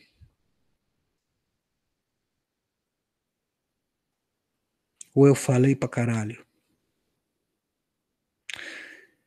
Eu fico às vezes preocupado em gravar a aula e falar essas palavras feias, mas eu acho que a gente já conversou antes, né, de que não tem problema, né? A gente... Tudo bem? Esse silêncio sepulcral pode significar duas coisas. A aula tá chata, ninguém mais aguenta. 1h40 de eletromagnetismo, ninguém merece durante a pandemia.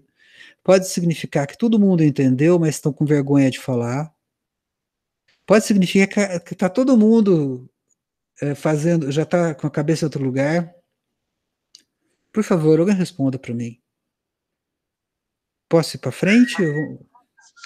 Pode, professor. Foi bem legal a aula hoje. Essa Obrigado, introdução André. do magnetismo. Obrigado, André. Manda o cara parar de assobiar Foi aí. o Aleph, professor. Foi o Aleph. É, a voz é parecida, né? Pois é. Ó, olha só. Mas foi tranquilo mesmo. E é aquela questão, falar mesmo o senhor falou, mas até aí também não tem muita culpa, né?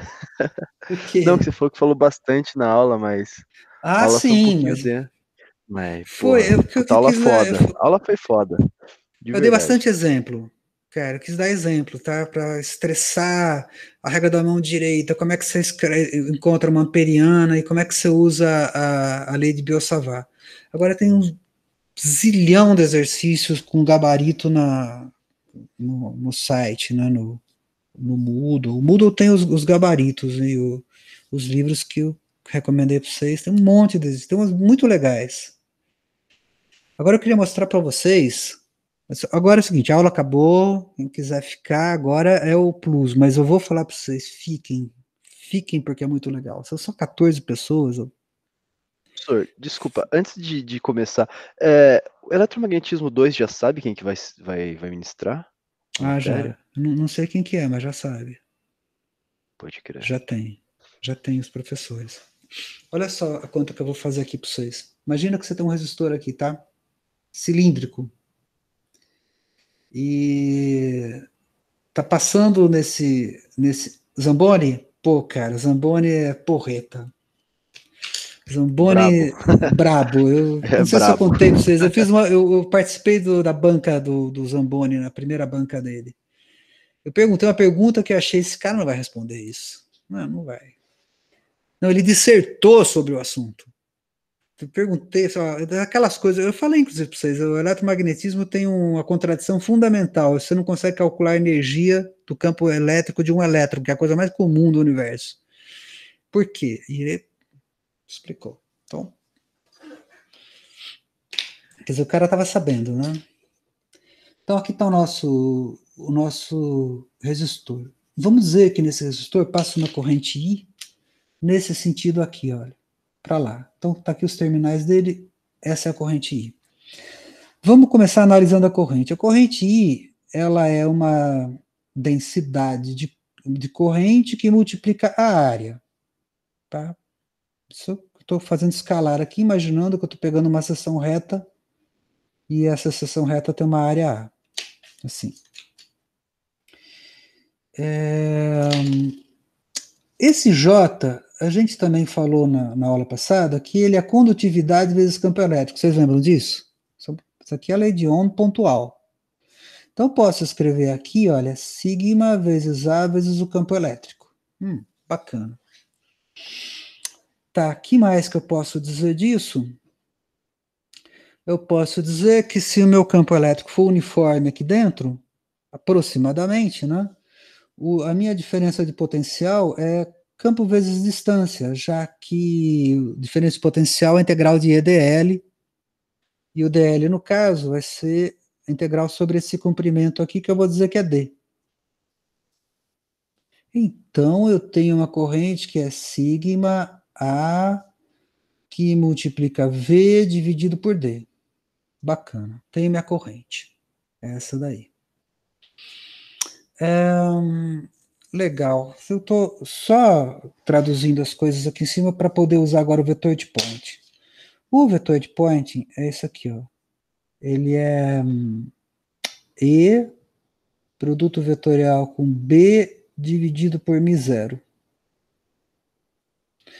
Então, o meu campo elétrico, bem na superfície aqui do meu resistor, olhando ele assim de lado, considerando o meu campo elétrico bem aqui, ó. Opa, ficou ruim essa cor aqui. Olha essa aqui. Bem na superfície, colado na superfície, eu posso usar essa relação aqui, ó, e dizer que, professor pensando,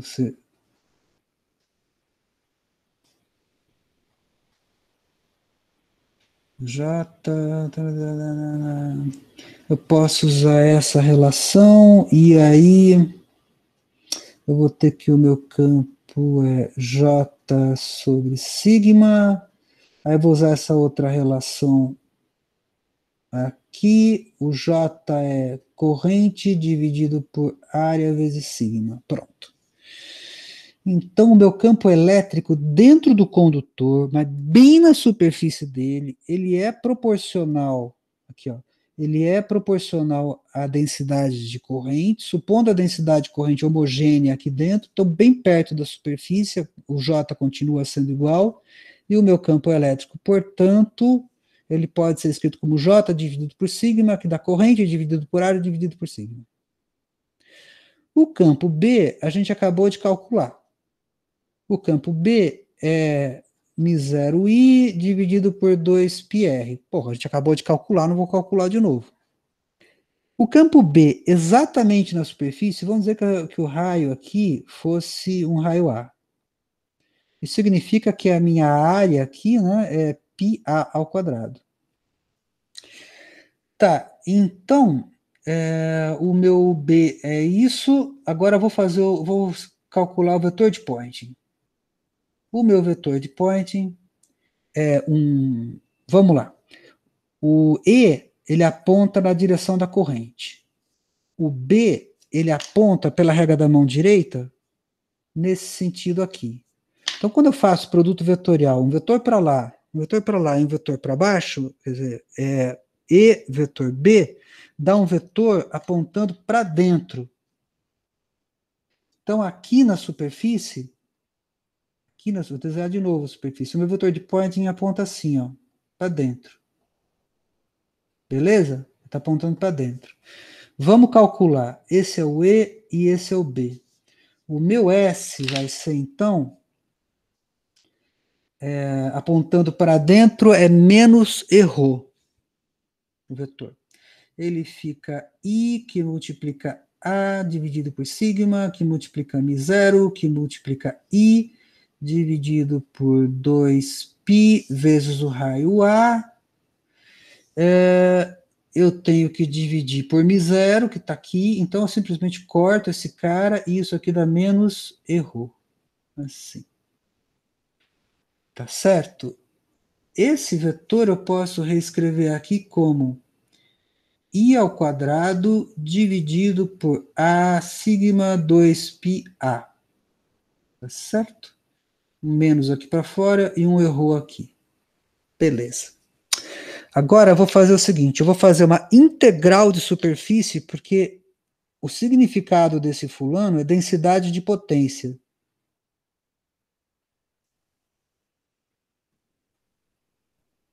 Se eu integrar na área, eu obtenho a potência. Então eu vou integrar na área.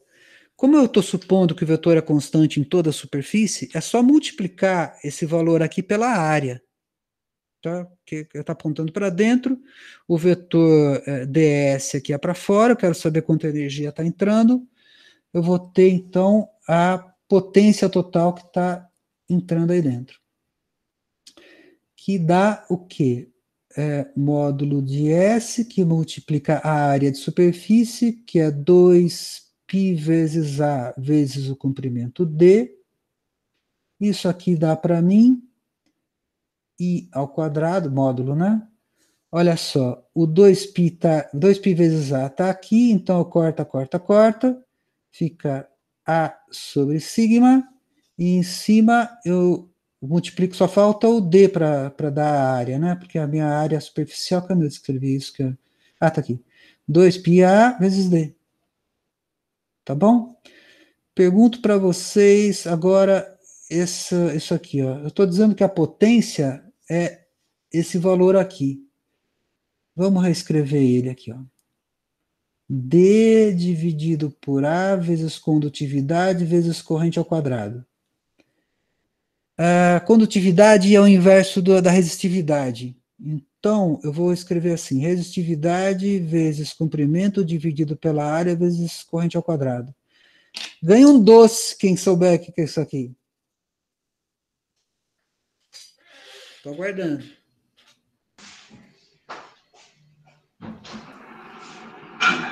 O que é distância vezes resistividade dividido pela área?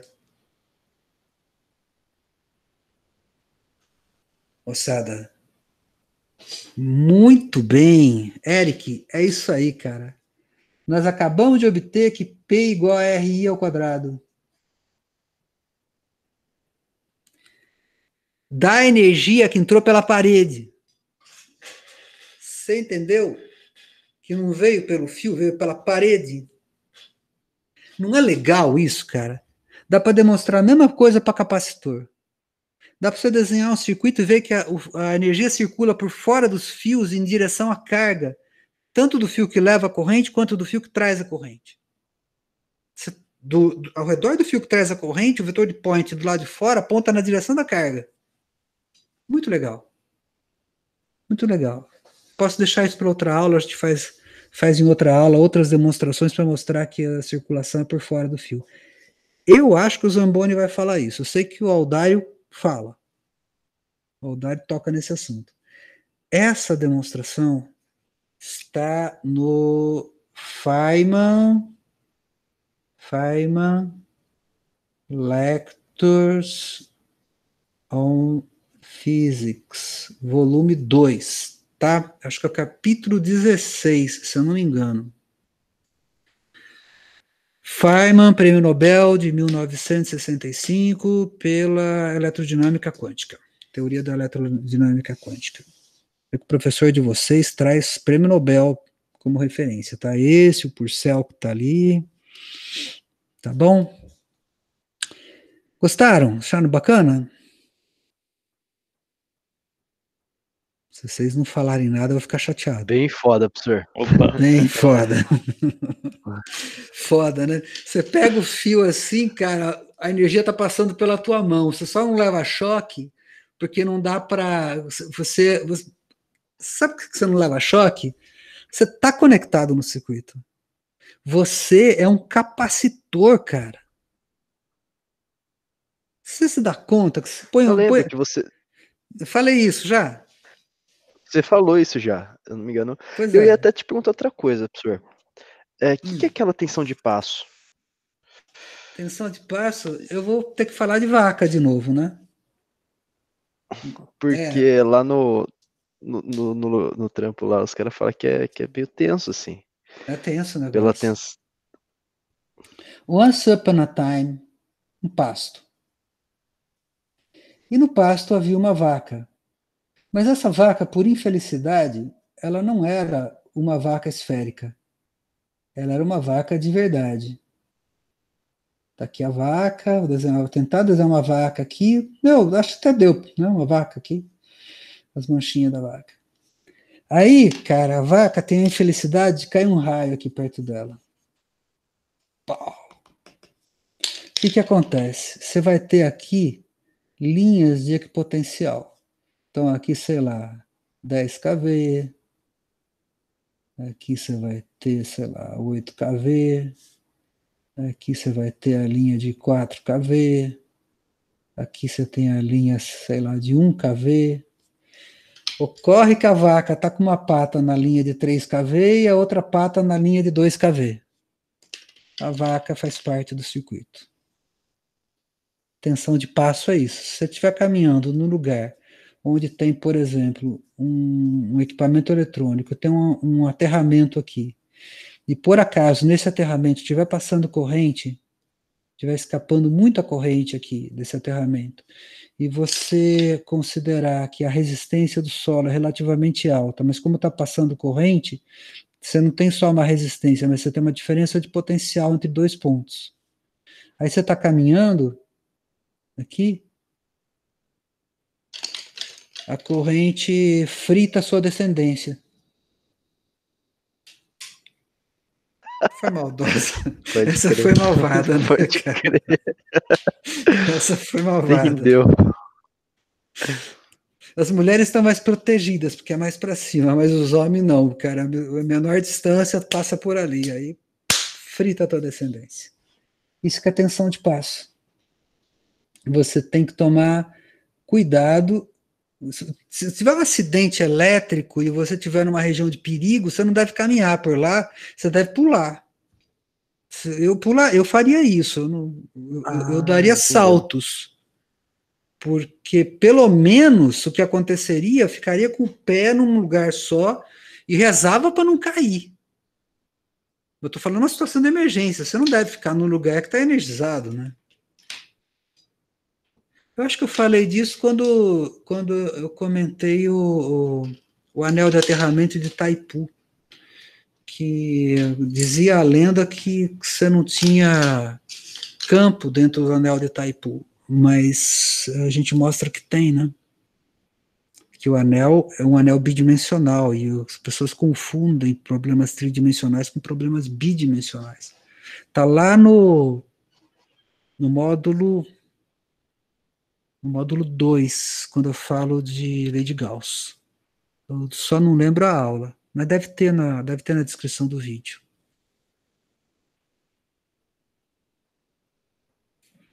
Valeu a explicação, Bom, professor. eu vou subir essa aula aqui. Eu vou subir essa aula aqui como aula 5.3, contendo exemplos do que eu vou falar na aula 5.2. Tá bom? Estamos caminhando e vou subir rápido a aula 5.2, mas o mais importante quer dizer, não é o mais importante, eu acho que o mais importante é a construção, que você vê os detalhes, você vê mas essa aqui, a aula de hoje foi a aplicação, né? A gente viu aplicar a lei de Ampère e a lei de Biot-Savart. Gente, esse é o capítulo 5 do Griffiths. É lá que vocês têm que estudar. Tá bom? Eu mandei um exercício essa semana. A ideia do exercício, alguém até me perguntou isso, aproveito para falar, é a seguinte. Eu dei um campo que é impossível. Aquilo não existe. Um campo elétrico que circula, um material metálico lá que é condutor, equipotenciais que são radiais. Aquilo lá eu diria que o cara que fez o gráfico confundiu as variáveis e o autor não viu, porque aquilo está totalmente errado.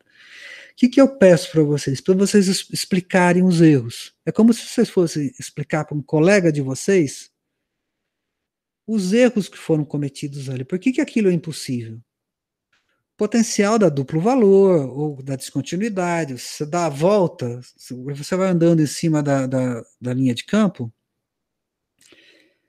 você faz integral em cima da linha de campo de 0 até um certo valor que dá o potencial naquele ponto. Mas se você fizer de 0 a 2π,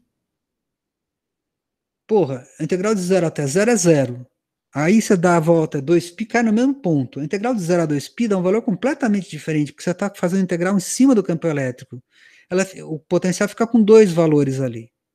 Na verdade, para você definir o potencial de maneira única, você vai ter que definir o domínio do φ de maneira única. Diz aqui, φ é igual de 0 até 2π sem incluir o 2π.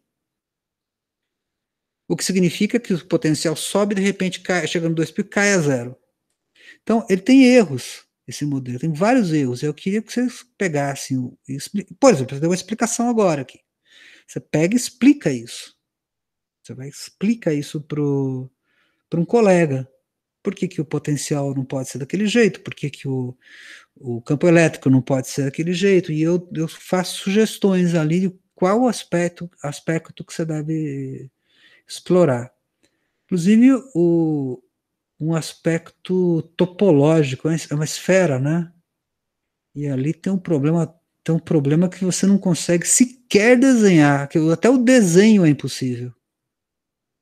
Peço para você desenhar um negócio simétrico daquele para o campo elétrico, é impossível o desenho. Ele perde a simetria esférica. Você tem que chegar nessa conclusão, não adianta você falar, o professor falou que perde a simetria esférica. Não, mostrar, né? Então é isso, esse que é o lance desse exercício. E eu não mandei ainda, mas o de dielétricos é você escrever um projeto de iniciação científica tratando do assunto dielétricos, que pode ser sobre capacitor, que pode ser sobre material dielétrico, pode ser alguma coisa assim. Eu vou preparar um enunciado legal depois que eu subir a aula 5.2 e mando para vocês, tá bom? Feito, gente. Terminamos a aula de hoje, então. Eu vou cortar o vídeo nessa posição, então eu estou dizendo que terminamos a aula de hoje. Mais alguma dúvida, alguma questão? Ô, Vitor, não força a barra de dizer que essa vaca está desenhada melhor que uma vaca de verdade. Aí não, também, também, né, cara? Pô, coitada da vaca. Zé, Tem né? até as patinhas vermelhas. Ah, sim. Ah, foi que eu usei o raio aqui, eu marquei, ela é o sapatinho vermelho dela. O Papa parece que tem um sapato vermelho, né?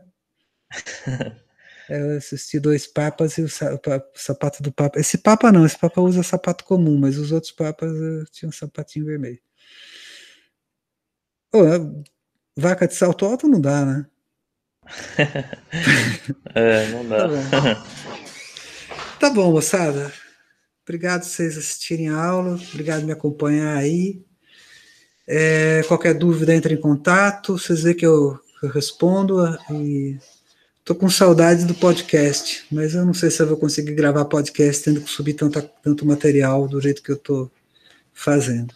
Tem Sábado e podcast, domingo. professor? Eu não mandei a grama elétrica? Era para ser um podcast, eu mandei pra vocês. Lá no grupo do WhatsApp. Ah, não, é que Você eu ainda não lê. tô. Ah, você não tá no. Ô, povo, vocês têm que incluir o André agora, né? O André. Tem que incluir Então, o André, mandaram, porra. pior que mandaram o link e aí travou meu computador na hora e eu perdi o link. Se alguém puder mandar de novo, eu até agradeço. Povo, De olha verdade. só. Então tá. Eu mandei Mas por lá é nóis. então, eu mandei por lá o podcast. Foi legal, mas era um podcast sobre.